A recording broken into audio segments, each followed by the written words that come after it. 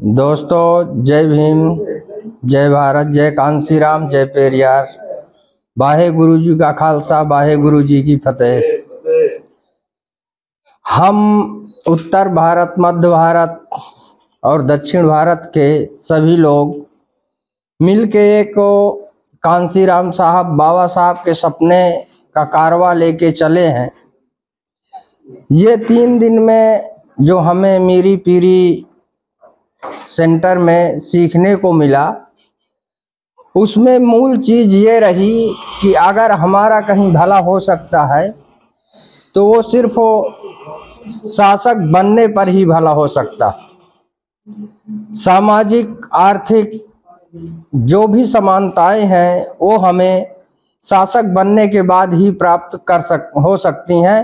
अन्यथा हम अगर इस तरह से कल्चर की बात करते रहेंगे, सांस्कृतिक बात करते रहेंगे, आर्थिक और सामाजिक बात करते रहेंगे तो कुछ हासिल होने वाला नहीं। इसलिए मेरा समाज से निवेदन है कि सभी कामों को पीछे छोड़ते हुए सबसे पहले हम राजनीति पर ध्यान दें और अपने समाज को, अपने लोगों को शासन पर ले जाने की और गद्दी में बिठाने का कार्य करें। क्योंकि इन सभी चीज़ों के मूल में अगर कोई निवारण है तो वो शासन सत्ता है। मुझे जो है कल्चर की बात कही गई थी, विषय मिला था। कल्चर के सुधार के लिए हमारे संत महात्माओं ने सामाजिक परिवर्तन के लिए क्रांतियां की, राजनैतिक क्रांतियां की, लेकिन असंगठित रहने के कारण उनकी क्रांति संपूर्णतः सफल नहीं हो पाई। हमको रास्ता बता करके वो चले गए। जैसा कि यहाँ सांस्कृतिक राजनैतिक बातें दोनों संतों कबीर, संतों रविदास जी ने किया है। आपने हर समाज को, चाहे वो हिंदू रहा हो, मुस्लिम रहा हो, ब्राह्मण रहा हो, सबको उन्होंने झकझोरा है। हमारे संत कबीर ने कहा है कि एक त्वचा एक मलमूत्रा, एक रुधिर एक गूदा, एक जगह से सब जग उपना, क्या ब्राह्मण क्या सूदा। जो ब्राह्मण तू ब्राह्मणी आया, तो आन बाट होए काहे न आया।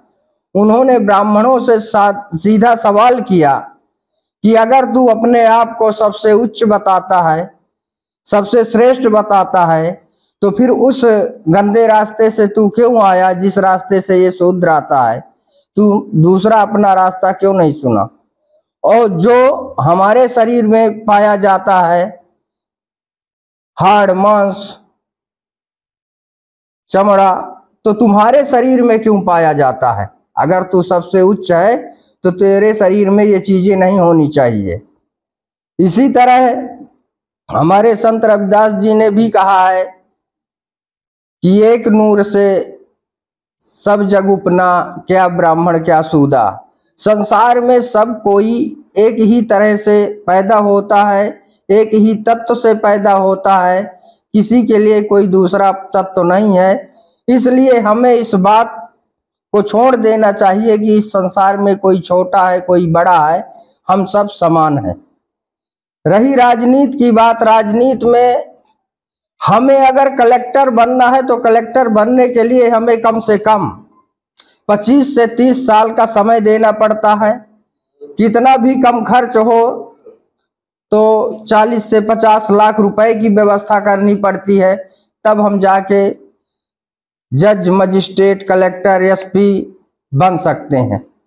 किंतु जो हमारे बाबा साहब ने हमको रास्ता दिया, न तो उसमें हमारा समय जाता है, न उसमें हमारा धन जाता है, न उसमें हमारा बल जाता है। सिर्फ हमें 5 सेकंड या 10 सेकंड का समय लगता है और हम इस व्यवस्था को परिवर्तित कर सकते हैं। लेकिन हमारी ऐसी मानसिकता है कि उस ओर हमारा ध्यान ही नहीं गया। कलेक्टर बनने के लिए हम 25 से 30 साल तक पढ़ेंगे, 40 से 50 लाख रुपए खर्च करेंगे, तब कलेक्टर बन पाएंगे, या अपने बच्चे को या भाई को बना पाएंगे।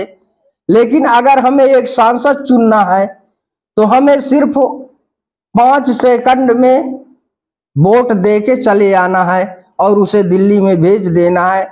न हमारा उसमें धन लगा, न उसमें बल लगा, न समय लगा।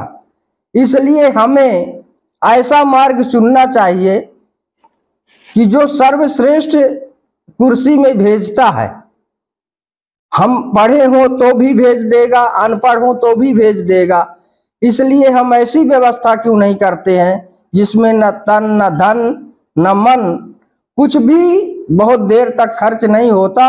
सिर्फ मन खर्च करना है हमें, और मन खर्च करके अपने भाई, अपने बेटा या खुद सांसद विधानसभा में पहुंच जाना है और सारी व्यवस्थाओं को, चाहे वो आर्थिक समानता हो, चाहे सामाजिक समानता हो, चाहे किसी भी तरह की समानता हो, उसी गद्दी से हम हासिल कर सकते हैं। इन्हीं शब्दों के साथ जय भीम, जय भारत, जय कांशीराम, जय peri. We can create even casteless society only by becoming rulers of India.